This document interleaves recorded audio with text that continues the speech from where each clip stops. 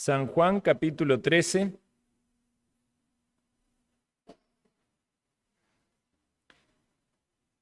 Y quiero hacer, antes de empezar el desarrollo de este capítulo, quizás una aclaración que en el sermón anterior pasamos de manera muy rápida por los versículos 44 al 50.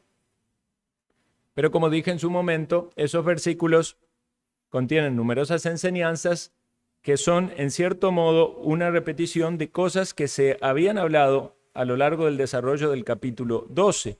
Por ejemplo, de que dice Jesús que Él es la luz del mundo y que el que cree en Él no permanece en tinieblas. Y la importancia de oír las palabras de Dios, de no rechazar las palabras de Dios. Entonces, en todos esos versículos fuimos bastante rápido porque eran como resúmenes del Señor de las enseñanzas anteriores y entonces no nos detuvimos tanto. Vamos a pasar entonces ahora al capítulo 13 de este precioso evangelio. Yo no sé si ustedes están recibiendo bendición con la enseñanza, con el desarrollo y la meditación que vamos teniendo a lo largo de la Escritura, pero ciertamente estudiar la Biblia de manera sistemática es una gran bendición para el pueblo de Dios. Vamos pasando versículo por versículo, o podemos decir sector por sector en la Escritura, tratando de entender no solo lo que esa parte de la Escritura enseña en sí, sino también dentro de un contexto del libro. Y los temas que van tocando, entendemos que en la providencia divina también son guiados por Dios para suplir la necesidad que tenemos como iglesia. Entonces, de ahí la importancia de que permanezcamos fieles, atendiendo a los medios de gracia de la predicación y exposición de la palabra, para que el Señor siga haciendo la obra que empezó a hacer en nosotros desde nuestra conversión, y es la fidelidad del Señor, su compromiso, seguirla hasta el final. Y en parte, así comienza este texto, este capítulo. Vamos a hacer la lectura. San Juan capítulo 13, versículo 1 al 17. Leo para ustedes. Antes de la fiesta de la Pascua, sabiendo Jesús que su hora había llegado para que pasase de este mundo al Padre, como había amado a los suyos que estaban en el mundo, los amó hasta el fin. Y cuando cenaban, como el diablo ya había puesto en el corazón de Judas Iscariote, hijo de Simón, que le entregase, sabiendo Jesús que el Padre le había dado todas las cosas en las manos, y que había salido de Dios y a Dios iba, se levantó de la cena y se quitó su manto, y tomando una toalla, se la ciñó. Luego puso agua en el lebrillo y comenzó a lavar los pies de los discípulos y a enjugarlos con la toalla con que estaba ceñido. Entonces vino a Simón Pedro, y Pedro le dijo: Señor, ¿tú me lavas los pies? Respondió Jesús y le dijo: lo que yo hago tú no lo comprendes ahora, mas lo entenderás después. Pedro le dijo: no me lavarás los pies jamás. Jesús le dijo: si no te lavare, no tendrás parte conmigo. Le dijo Simón Pedro: Señor, no solo mis pies, sino también las manos y la cabeza. Jesús le dijo: el que está lavado no necesita sino lavarse los pies, pues está todo limpio. Y vosotros estáis limpios, aunque no todos. Porque sabía quién le iba a entregar, y por eso dijo: no estáis limpios todos. Así que después que les hubo lavado los pies, tomó su manto, volvió a la mesa y les dijo: ¿sabéis lo que os he hecho? Vosotros me llamáis Maestro y Señor, y decís bien, porque lo soy. Pues si yo, el Señor y el Maestro, he lavado vuestros pies, vosotros también debéis lavaros los pies los unos a los otros. Porque ejemplo os he dado, para que como yo os he hecho, vosotros también hagáis. De cierto os digo, el siervo no es mayor que su señor, ni el enviado es mayor que el que le envió. Si sabéis estas cosas, bienaventurados seréis si las hiciereis. Precioso pasaje y muy conocido y hasta citado en numerosas oportunidades acerca de este evento del lavado de los pies del Señor. Podemos decir que hasta en la cultura general se conoce este texto, esta historia donde el Señor lavó los pies de los discípulos. En el versículo 1 nos hace mención del contexto en el que esto se presenta. Dice antes de la fiesta de la Pascua y también luego menciona la cena y entendemos que esta es la cena precisamente de la Pascua. Ahora voy a hacer una aclaración, pero quisiera antes ir un poquito en el versículo 1. Dice, sabiendo Jesús que su hora había llegado para que pasase de este mundo, como había amado a los suyos que estaban en el mundo, los amó hasta el fin. El Señor Jesús dio numerosas pruebas de ese amor con sus discípulos. Desde el mismo momento en el que el Señor los llama para que le sigan, el Señor estaba compartiendo con ellos de sus innumerables bendiciones. Le estaba dando de su gracia, la gracia en el llamado a ser un seguidor de Cristo. Les dio de sus enseñanzas, los estaba instruyendo para que supieran cómo debían caminar como discípulos de Cristo. Les mostró en numerosas buenas obras la grandeza que Él tiene para que ellos conocieran a Dios. Los corrigió en numerosas oportunidades porque las faltas eran muy evidentes y ellos necesitaban en ciertos casos ser reprendidos, ser corregidos. Y también los llenó de esperanza al hablarle de lo que tenían en la fe en Cristo. De hecho, ellos fueron hechos heraldos de la verdad. Ellos eran los portadores de ese mensaje con el resto de las personas y quizás todavía no comprendían de manera tan clara hasta dónde iba a llegar el alcance de ese ministerio que luego iban a desarrollar. Estos discípulos eran herederos de la vida eterna. Todas estas son grandes demostraciones del amor. Y aquí dice que los amó hasta el fin, y esto significa que los amó hasta el día de su muerte. El amor de Cristo fue demostrado desde el momento en que les llamó, les conoció personalmente y fue palpable para ellos a lo largo de toda su vida hasta el momento en el que Cristo murió y terminó su ministerio terrenal. Evidentemente no estamos diciendo de que el amor de Cristo no continuó, ni aún de que no era previo, porque sabemos que Dios es eterno. Y precisamente eso nos hace pensar en ese texto que hace poco memorizábamos. Con amor eterno te he amado. El amor de Dios por su pueblo es un amor eterno. Hace unos domingos atrás también meditamos en el amor de Dios y hablamos de ese amor eterno que tenemos en Dios. Entonces, partiendo de este punto en este capítulo, hermanos, lo primero que debemos ver de esta enseñanza, de este pasaje, es que Jesús habla, o podemos decir Dios, por la inspiración de su Santo Espíritu, en la pluma de Juan el apóstol, nos deja aquí registrado que el tema del amor es sumamente importante en la vida de los discípulos de Cristo, porque somos receptores de ese amor puro de nuestro buen Dios, que se ha manifestado a lo largo de toda nuestra vida, así como en la vida de los discípulos con el ministerio terrenal,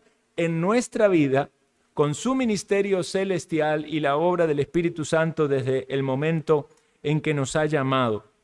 Tenemos que estar convencidos de que Dios nos ama Y de ese modo vamos a comprender de mejor manera la importancia del servicio y cómo el servicio debe ser llevado a cabo. O sea, esta introducción que hace el apóstol Juan no está allí por casualidad. El amor es un tema significativo a la hora de hablar del servicio. El servicio mutuo, y podemos incluir también la comunión en la cena del Señor, porque este es el mismo pasaje que en los evangelios sinópticos donde se instituye la cena del Señor. Entendemos que el apóstol Juan no relata de manera específica en este capítulo las palabras de la cena del Señor que encontramos en los evangelios sinópticos, pero el evangelio de Juan fue escrito de manera posterior, de manera que puede ser que él haya querido evitar esa repetición que estaba clara en los sinópticos y enfatizar algo que no estaba en los sinópticos, que fue el tema del lavado de los pies.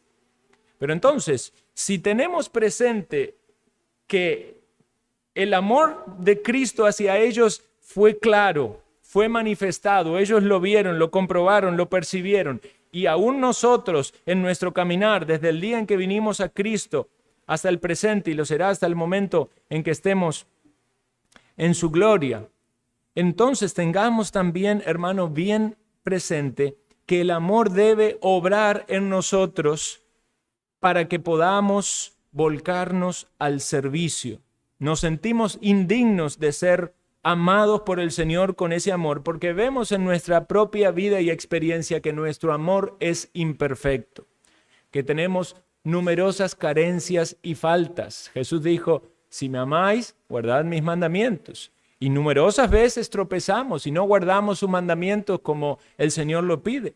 Pero ese amor perfecto del Señor, que nos acompaña en cada momento de nuestra vida, debe ser un estímulo para que, sintiéndonos amado, sabiéndonos amado, habiendo recibido el amor de Cristo, podamos manifestarlo hacia otros por medio del servicio y, por supuesto, con gratitud hacia nuestro Señor y disposición a seguirle, a seguir sus pasos.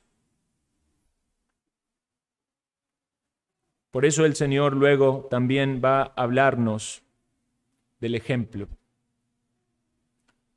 En estos capítulos que vamos a estudiar de ahora en más, por lo menos del 13 al 17, podemos decir, hermanos, que el tema central es el amor de Cristo. Y esto debe estar bien presente entonces a la hora de comprender todos los otros temas que van a aparecer allí en cada una de estas palabras.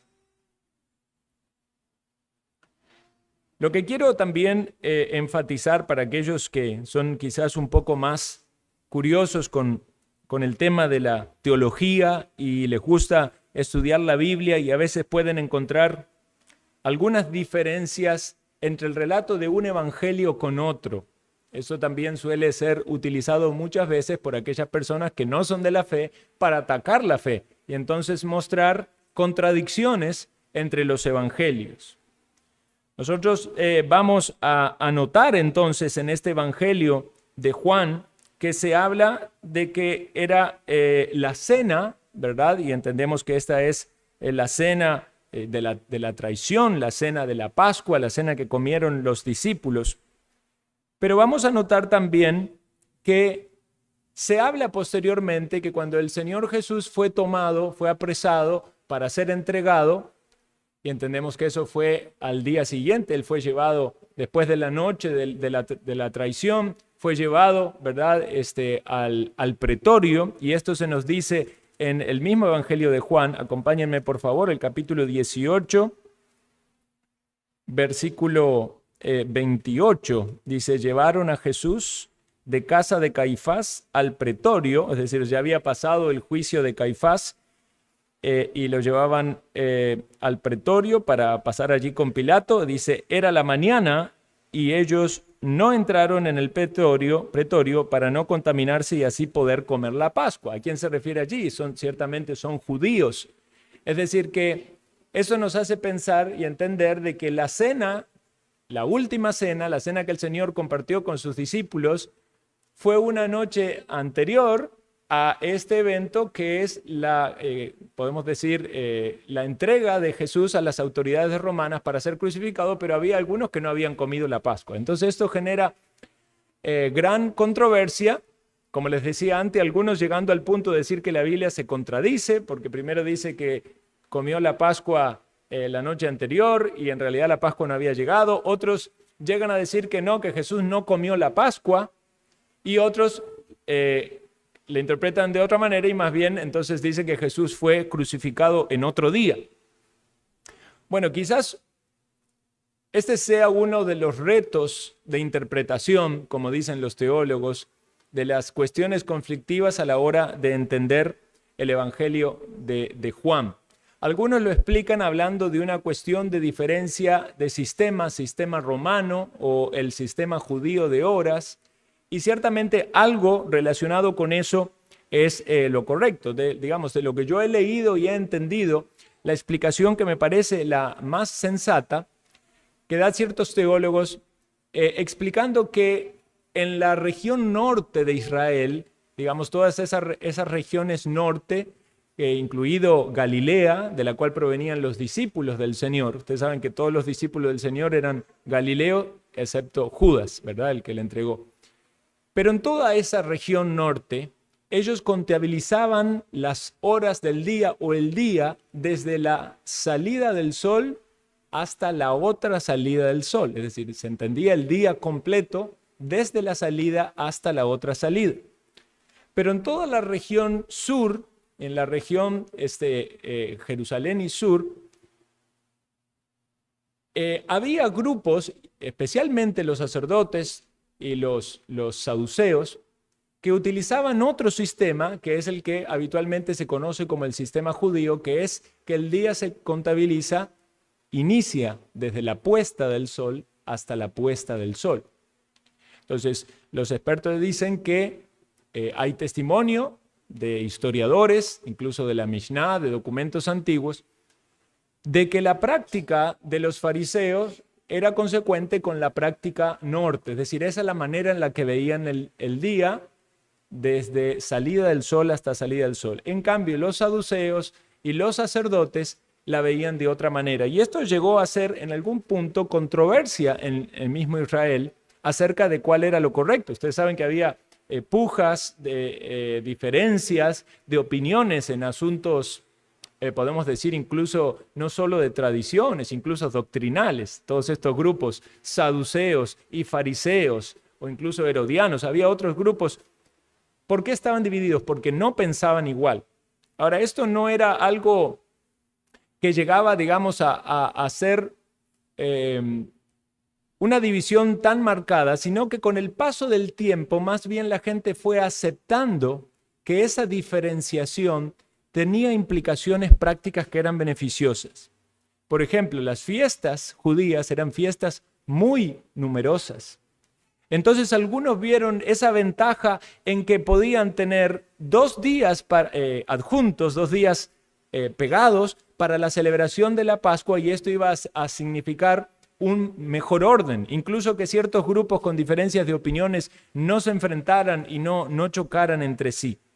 Entonces esta parece ser la explicación más sensata por la cual Dios, en su providencia, que maneja todas las cosas, guió de manera tal de que el Señor comiera su última cena, su cena en la Pascua de los judíos, entendiendo que él era Galileo y que se manejaban con ese sistema del norte, y a su vez muriera en el día de la Pascua, en el mismo momento en que los corderos eran sacrificados para la Pascua, de acuerdo al sistema sacerdotal. Y esto, si lo entendemos así, hermanos, más bien no solo que despeja una contradicción, sino llega a maravillarnos cómo la providencia divina puede aún utilizar todas las diferencias humanas y entendimientos distintos para cumplir los propósitos del Señor.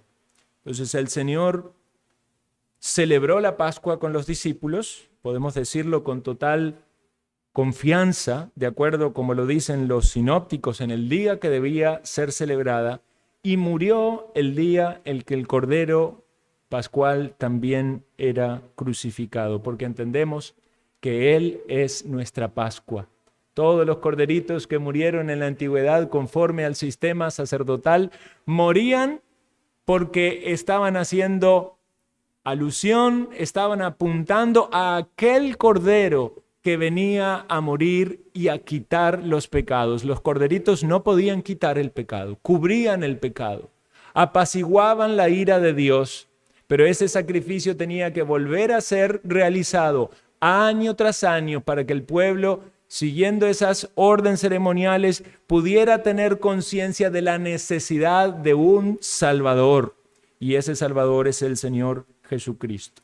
Teniendo entonces esta ambientación del momento en que estamos y considerando también que el Señor nos da en su palabra riquezas maravillosas para que sigamos escudriñando y gozándonos en la perfección de su plan, consideremos entonces también lo que acontece precisamente en esa cena. El versículo 2 dice, cuando cenaban. Y menciona allí a Judas Iscariote. Sabemos que Judas fue un discípulo que estuvo cerca del Señor, vio los milagros del Señor, recibió las enseñanzas del Señor. Pero pasando un poquito más adelante, luego volvemos a Judas, vamos a ver de que en el versículo 4, el Señor se levanta en esa cena. Ahora, consideremos un momento la cena de la Pascua. Otro texto con anterioridad, los discípulos se acercan para preguntarle al Señor dónde quería que celebraran la Pascua. El Señor ya tenía un lugar preparado, el aposento alto. Y a ese lugar donde ellos fueron, tenían que conseguir todas las cosas para celebrar esta cena. Y entendemos entonces que al ser una cena especial, los discípulos se esforzaron por conseguir todo lo necesario, la comida, el cordero pascual, pero no solamente eso, todos los elementos, el vino, las hierbas, los panes sin levadura, todo lo que fue necesario para la Pascua. Recuerdan que la Pascua fue celebrada en Egipto cuando estaban en la cautividad, en obediencia al Señor, pero la sangre del cordero derramada que estaba marcada en los postes y en los dinteles de esas casas, allí no entró el juicio de Dios y comieron esa cena de manera rápida. Aquí estaban los discípulos entonces dispuestos para un evento muy especial. Pero ¿cómo estaban los discípulos en su corazón en el momento en que habían llegado hasta ese momento? Hay algo que debemos advertir a lo largo del desarrollo de la vida ministerial de los discípulos. Ellos eran siervos del Señor, seguían al Señor, estaban con el Señor, pero había numerosas cosas que tenían que ser trabajadas en su corazón. Y una de esas cosas que eran evidentes entre ellos eran ciertas competencias que había o ciertas aspiraciones de grandeza. Podemos ir a Lucas capítulo 22 para ver un poquito allí cómo se expresa. Lucas capítulo 22, versículo 24. Dice, hubo también entre ellos una disputa sobre quién sería el mayor. Querían ser líderes, querían estar al frente, querían mandar. Eso es un entendimiento totalmente humano, tal como lo entiende el mundo ahora, que el que está arriba se aprovecha de los que están abajo, que el que manda utiliza a los que están abajo para su propio provecho, para su propio gusto, para su beneficio. Versículo 25, Jesús nota esto y les dice, los reyes de las naciones se enseñorean de ellas, y los que sobre ellas tienen autoridad son llamados bienhechores. mas no así vosotros, sino sea el mayor entre vosotros como el más joven, y el que dirige como el que sirve. Porque ¿cuál es mayor, el que se sienta a la mesa o el que sirve? ¿No es el que se sienta a la mesa? Mas yo estoy entre vosotros como el que sirve. Entonces, hermanos, esto había pasado ya tiempo y no había sido solo una oportunidad. El Señor había trabajado de esta manera en el corazón de ellos, moldeando y formando la humildad necesaria de siervos como debían ser. Pero aún estas cosas seguían siendo luchas y el Señor fue paciente con ellos y les dio de la instrucción, pero también llega el momento donde Él va a dar no solo la instrucción, sino el ejemplo. Y ciertamente ya había dado el ejemplo, porque en todas las cosas el Señor se había mostrado manso y humilde y se había puesto al servicio de ellos. Y cuando hablamos de servicio, entendemos todas las cosas que el Señor hizo. Ciertamente ellos acompañaban al Señor en el servicio, pero mientras el Señor estaba haciendo milagros, también les estaba sirviendo a ellos. Mientras estaba enseñando la palabra, los estaba formando a ellos. Mientras estaba predicando el Evangelio, estaba siendo ejemplo para ellos. ¿Cuántas veces de manera directa el Señor les sirvió a ellos? Ahora, el Señor conoce lo que hay allí en el corazón de los discípulos. Y llega ese momento de la cena y están allí sentados como los judíos se sentaban en forma de U, no con sillas altas como las nuestras, sino con casi que en el suelo, ¿verdad? De una manera bien baja, con los pies hacia atrás, rodeándose en forma de U, con la mesa, una mesa pequeña en el medio, de manera tal de que con una mano pudieran ellos tomar de los alimentos. A veces era necesario recostarse en el codo del otro lado para poder tener los pies hacia atrás. Algunas veces hasta en la confianza también algunos recostaban su cuerpo sobre el pecho de la otra persona que estaba a su lado, y esto lo sabemos después, ¿verdad? Por lo que nos dice la palabra. Pero en ese momento, ninguno se levantó para lavar los pies. Esta era no solo una costumbre judía, sino también era una necesidad, porque en ese tiempo las personas no andaban como nosotros, calzados, ¿verdad? Con medias, zapatos, con tenis. Lo que se usaban eran sandalias. Los discípulos caminaron posiblemente desde Betania para llegar a ese lugar. Aunque las personas tenían su baño o su higiene de manera completa de su cuerpo, los pies eran necesarios que sean higienizados cuando había un evento o una cena especial. Y esto era responsabilidad mayoritaria del anfitrión, pero generalmente el anfitrión no hacía eso. Generalmente había personas que eran siervos o esclavos, los del rango más bajo, los más indignos, podemos decir en ese contexto, los que se encargaban de esa tarea. Tomaban un lebrillo y iban y lavaban los pies de los invitados, derramaban aceite sobre la cabeza para hacerlos sentir un poco más refrescados, y luego tenían esa cena y ese agasajo. ¿Ustedes recuerdan cuando Juan el Bautista habló del Señor reconociéndolo como Cordero que iba a ser sacrificado, que quitaba el pecado del mundo? Luego Juan el Bautista dice, del cual yo no soy digno de desatar la correa del calzado. ¿Sabe cuál es el contexto de esa expresión? ¿Para qué le iba a desatar la correa del calzado? Era para lavarle los pies. Por eso Juan el Bautista es muchas veces también puesto como ese ejemplo de humildad, de reconocimiento de indignidad frente a lo que significa servir al Señor, aún para las tareas más serviles o rechazadas por los otros, porque ciertamente implica una humillación, implica un esfuerzo, implica el ponerse a la disposición de alguien, incluso reconociéndole mayor que uno mismo.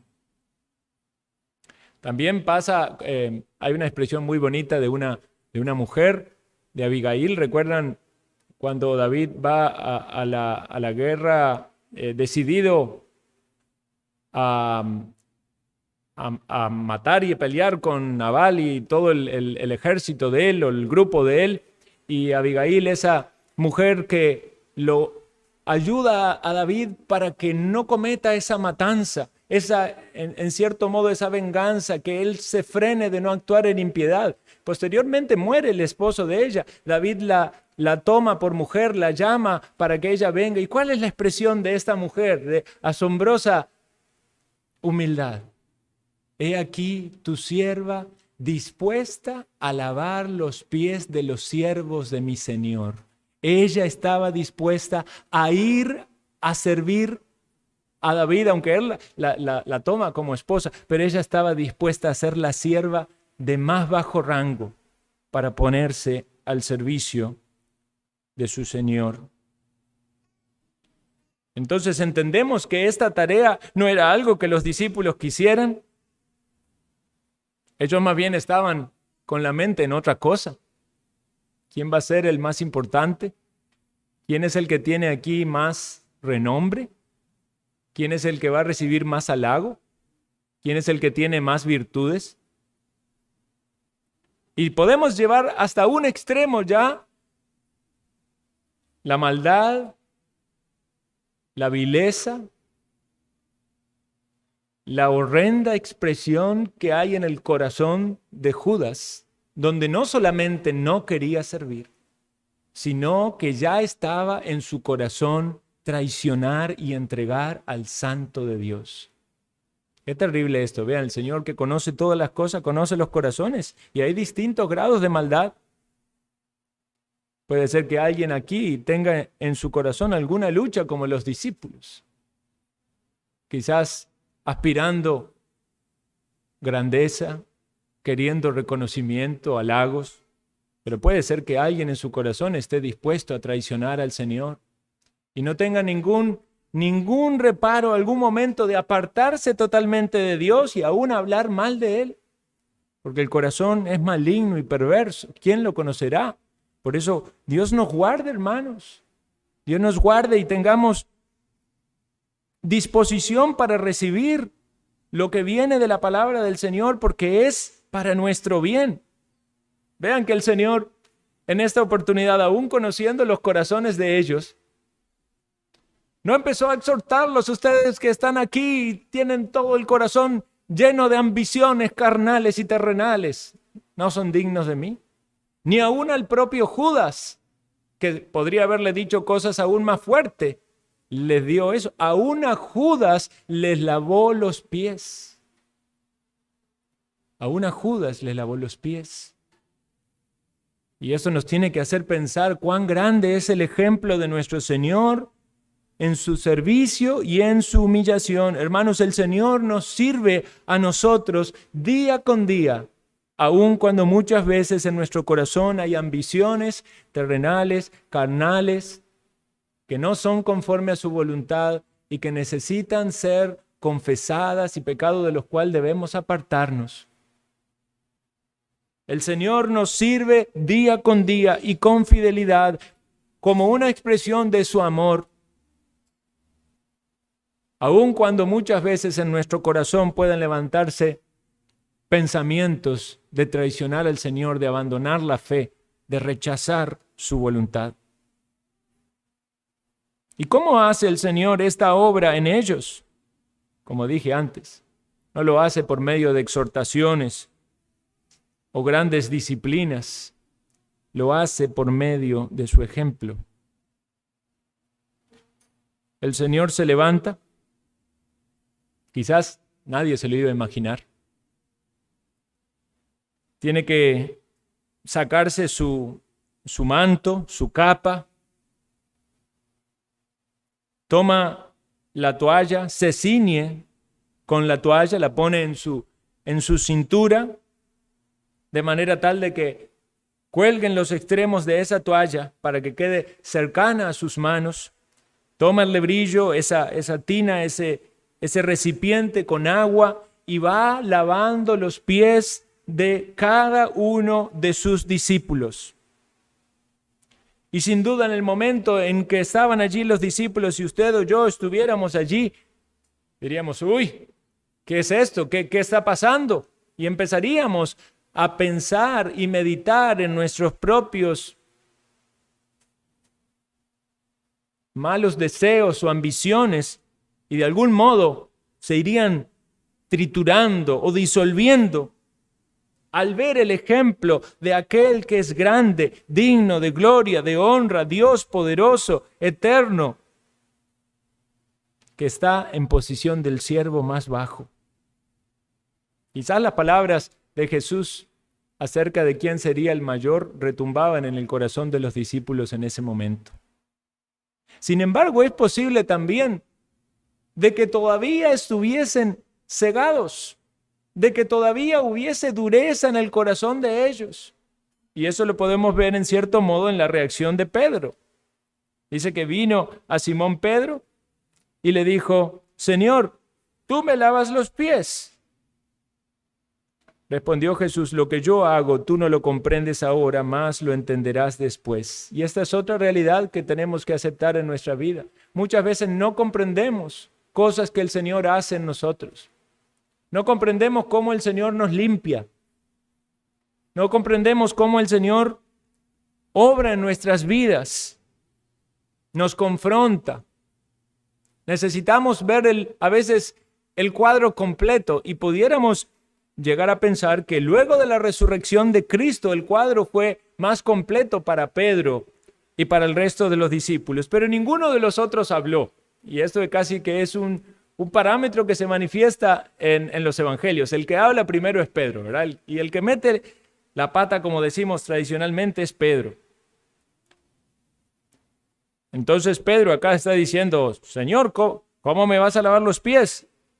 Y Jesús le dice, no estás comprendiendo todo. Si comprendieras todo, entenderías lo que el Señor había enseñado antes, la necesidad de la humillación.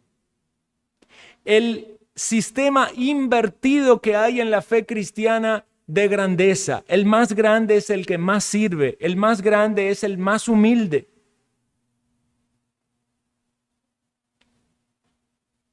Por eso Pedro, hasta de manera, podemos decir, irreverente, dice, no me lavarás los pies jamás. El siervo diciéndole que no a su amo. Era Pedro el que debía haber tomado ese lebrillo, esa toalla y haber empezado a lavar los pies para demostrar que efectivamente él, como líder de esos discípulos, estaba siendo humilde, pero no lo había hecho. ¿Cómo rechazar a lo que el Señor hace en nuestra vida? Algunas veces queremos rechazar lo que el Señor hace en nuestra vida. No entendemos por qué lo hace o cómo lo hace. Y lo queremos rechazar, pero no puede haber un siervo que diga, no, Señor, porque esas dos palabras son contradictorias. Debemos decir, sí, Señor. No podemos decir, no, Señor. Por eso Jesús tiene que confrontarlo. Si no te lavare, no tendrás parte conmigo. No tendría parte con el Señor, y esto puede ser, en cierto modo, una referencia a toda la expectativa de herencia que había en Cristo. Quizás en el corazón de Pedro podía haber una expectativa también de bendiciones terrenales. Pero el Señor está metiendo allí todo en el paquete completo. No puede haber comunión si no hay limpieza. Y esta limpieza es necesaria, es la obra de Dios limpiándonos, lavándonos de nuestro pecado, primeramente en la salvación. Es necesario que el pecador venga a Cristo y sea limpio de sus pecados. Si no, no puede tener esperanza en el perdón de sus pecados, en la vida eterna. Aquellos que están con el Señor son aquellos que han sido lavados en la sangre del Cordero. Si usted puede confesar con su boca que Jesús es el Señor, ha habido un momento en su vida en el cual se ha arrepentido de sus pecados y ha decidido seguir a Cristo. Hay un antes y hay un después. Ese momento el Señor le lavó de manera completa. Por eso Jesús más adelante dice, el que está lavado no necesita sino lavarse los pies, pues está todo limpio. Vosotros limpio estáis, aunque no todos. Porque había uno que no había sido lavado, que era Judas. Entonces el Señor está tomando este ejemplo de un acto real, físico, que hacían material de lavar los pies y la mención sobre el lavado del cuerpo completo y aplicando a la obra de la salvación. Ellos estaban lavados porque eran discípulos del Señor, porque confiaban hasta el momento en la luz que tenían en su Señor como Salvador, aunque había muchas cosas que no entendían. Pero también nos enseña este texto la importancia de que aquellos que somos discípulos del Señor debemos seguir lavándonos los pies porque seguimos ensuciándonos en este mundo. Y eso tiene que ver con la confesión. Eso tiene que ver con la santificación en nuestra vida. Esto tiene que ver con aceptar la obra de Dios en nuestra vida limpiándonos. O si lo pusiéramos a la luz del capítulo 15, como lo vamos a ver más adelante, el Señor cortando los pámpanos para que produzcan más fruto. Necesitamos esa limpieza, porque si alguien se rehúsa a la obra santificadora de Cristo, definitivamente no tiene parte en el reino del Señor. No rechace la obra del Señor en su vida para limpiarle los pies. El Señor le ha lavado cuando llegó a la salvación, pero todavía necesita seguir lavando nuestros pies. Y ahí es clara la diferenciación. La santificación también se puede entender en dos tiempos. Una completa en Cristo, en el momento en que nos salvó, aunque hay una experiencia progresiva en nuestra vida, hasta el momento en que estemos en su gloria y ya esa santificación sea completa y eterna. Judas no estaba limpio porque no había habido en él verdadero arrepentimiento. Judas albergaba en su corazón incredulidad. Judas ambicionaba las cosas de este mundo y eso era palpable en que nos dice en la Biblia que él muchas veces sustraía de la bolsa. Él era ladrón. Y nunca, teniendo numerosas oportunidades de acudir al Señor en búsqueda de solución para sus pecados, nunca solucionó eso, al punto tal de que ese pecado se hizo algo tan grande que le abrió completamente la puerta al Señor. Él prefería entonces quedar bien con los religiosos, porque iba a ir a ellos a decirle, aquí está el Señor, en tal lugar, ahí lo van a atrapar. Entonces él ganaba el favor de los religiosos. No le convenía a Judas ser un discípulo de Cristo, porque Cristo ya había anunciado que él no iba a sentarse en su trono aquí en la tierra, sino que iba a morir. Eso cambia los planes, dijo Judas. A mí no me sirve que aquel al que yo sirvo muera. Pero los verdaderos discípulos del Señor quieren seguirle. Y saben que hay una cruz que hay que tomar. Y saben que hay un precio que hay que pagar. Y aun cuando haya tropiezos, porque también Pedro le negó. Pero los verdaderos discípulos del Señor, a los cuales Él los ha lavado todos, necesita luego lavarle los pies.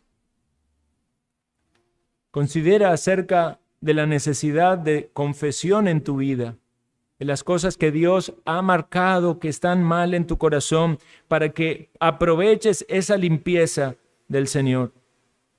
El Señor sabía a quién le iba a entregar. Y aún así fue y lavó los pies de Judas.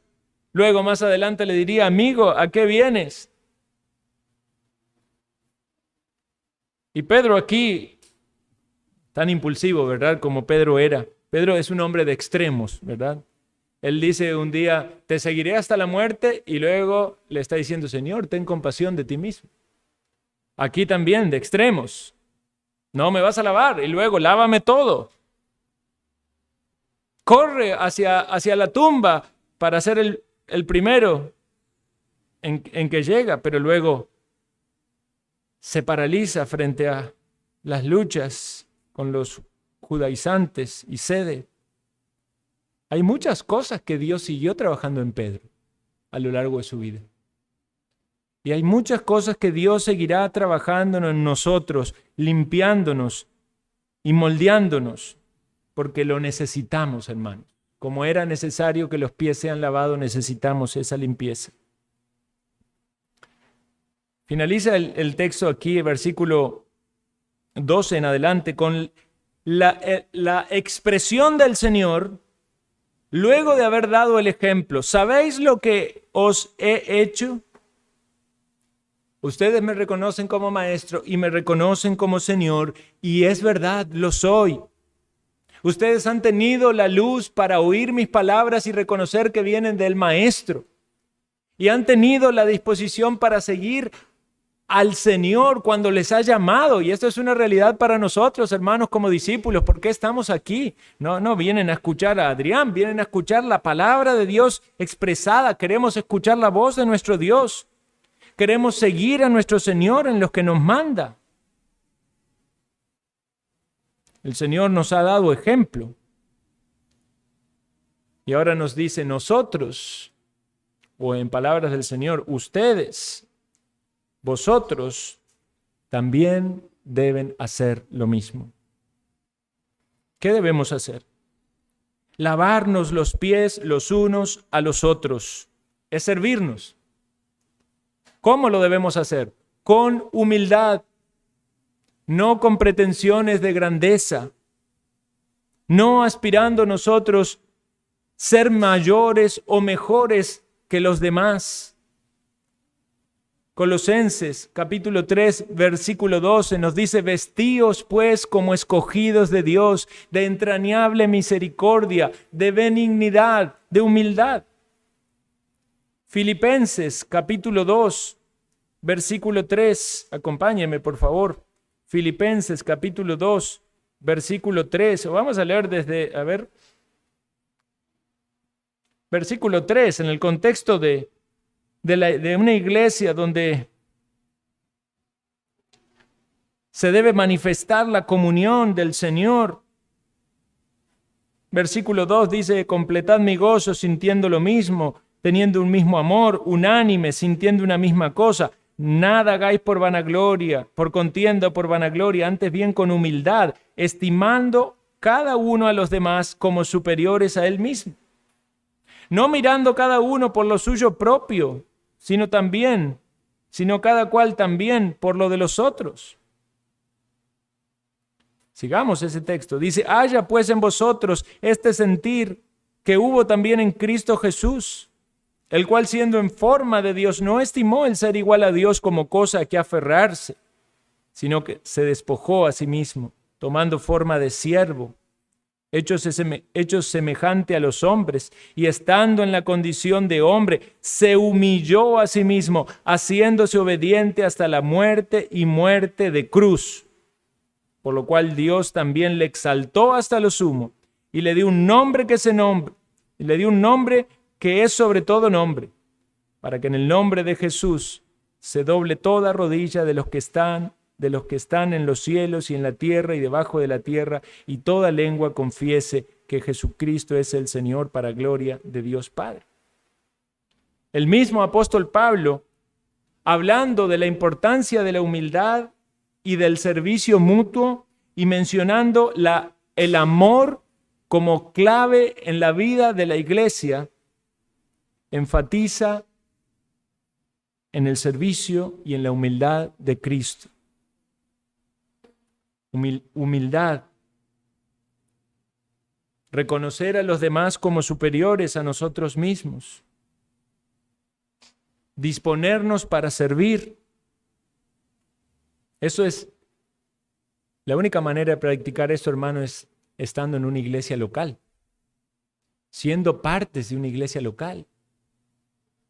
Porque cuando mayor compromiso hay, mayores oportunidades tenemos de ser moldeados, de ponernos al servicio.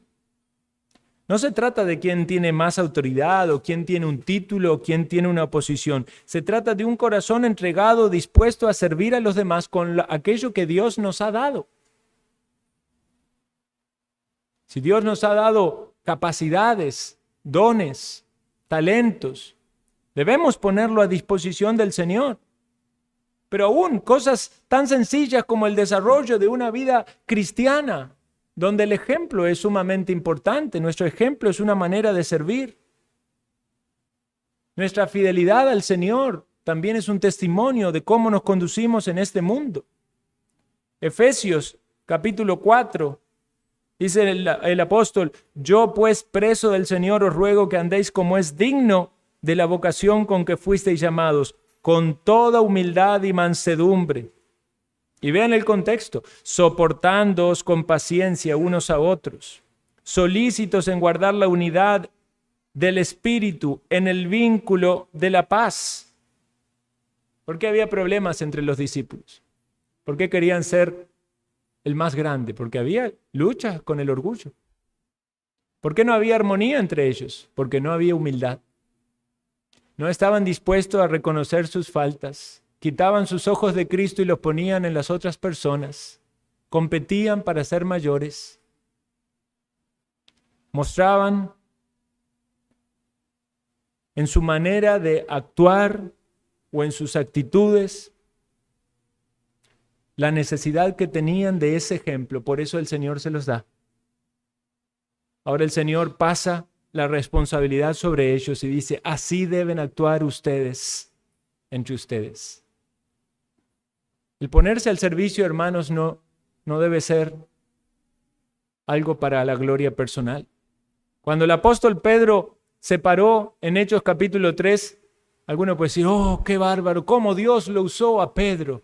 Hermanos, corazón de Pedro, quebrantado en humildad, es tomado por el Espíritu para usarle. Y ciertamente muchos pueden servir al Señor con un corazón orgulloso, con arrogancia y con malas motivaciones. Eso es algo peligroso. Debemos velar para que nuestro corazón tenga las motivaciones correctas. Pero volcarnos al servicio, porque también entonces aquel que dice: si no tengo las motivaciones correctas, entonces mejor no lo hago, está desobedeciendo el llamado del Señor de servir. Purifique sus motivaciones en el lavado que hace Cristo de sus pies, en la confesión, en la asimilación de la palabra, en la disposición a abandonar pecados. Y dispóngase al servicio. Gálatas nos dice: no uséis la libertad como ocasión para la carne, sino en servirlos por amor los unos a los otros. Eso nos llama el Señor. ¿Sirve usted a sus hermanos? Pregunto, ¿cómo lo hace? Esa debe ser una respuesta que usted debe tener. Y numerosas veces hemos hablado de formas de servir a los hermanos. Cuando oramos por los hermanos, servimos a los hermanos. Cuando participamos del llamado que tenemos como una iglesia local, servimos a los hermanos. Cuando nos hacemos miembro de la iglesia, estamos sirviéndolos a los hermanos y por supuesto lo estamos haciendo a Dios, porque todo servicio es primeramente para Dios, pero también es para los hermanos. El Señor no hizo un llamado independiente a cada uno para que cada uno viviera de manera aislada. Nos llama en un cuerpo, donde es puesto a prueba las luchas que hay en nuestro corazón para que mantengamos la unidad, para que reconozcamos nuestros pecados, para que nos tratemos con amor, aun cuando hay debilidades de la carne. Hay celos, hay pleitos, hay iras, hay contiendas, hay pujas de nuestro corazón orgulloso. Tristemente damos lugar al diablo, como meditábamos tiempo atrás, contristamos al Espíritu, lo apagamos. Resistimos a esa obra del Espíritu que nos dice: no estás bien con el hermano, ve y reconcíliate. No actuaste bien con tal hermano o hermana, ve y pide perdón. Y esas cosas se van acumulando en el corazón. Y ya llega un momento donde aún las cosas más básicas de la vida cristiana dejan de ser realidad en nuestra vida. Nos alejamos del Señor. Qué terrible lo que puede pasar. Que el Señor nos ayude a tomar esta responsabilidad que Él pone en nuestras vidas al habernos dado ejemplo y al llamarnos a servirnos por amor. Dice, bienaventurado sois si las hiciereis. ¿Cuáles son esas cosas? Tomar la enseñanza del Señor, que la humillación es necesaria para ser un siervo de Cristo. Pero es humillación, no humillación vana y voluntaria como una aspiración de grandeza. Es una humillación por causa de ser fiel al Señor. Es una humillación por querer servirle. Es una humillación por hacer lo obediente al Señor. No humillaciones por cosas malas en este mundo. Si alguien anda desordenadamente, y ciertamente va a padecer humillación por sus pecados. Pero esta humillación es la humillación voluntaria de decir, me voy a poner bajo mi hermano para servirle. Orando, sirviendo, haciendo un favor, esforzando por mantener la paz, motivando, animando, edificando. Todo lo que el Señor pone a nuestra mano para hacer. Porque ejemplo os he dado para que como yo os he hecho, vosotros también hagáis. Oremos.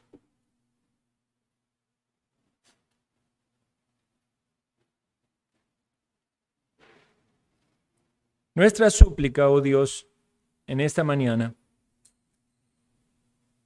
es que podamos tomar este ejemplo perfecto, maravilloso, sublime de Jesucristo y reconociéndole a Él como Señor y como Maestro, seguirle. Límpianos, Señor, lava nuestros pies, muéstranos nuestros pecados, llévanos a estar en entendimiento claro de tu voluntad. Derrama tu Espíritu sobre todos nosotros para que en unidad y con amor y con humildad te sirvamos. Te lo pedimos en Cristo Jesús. Amén.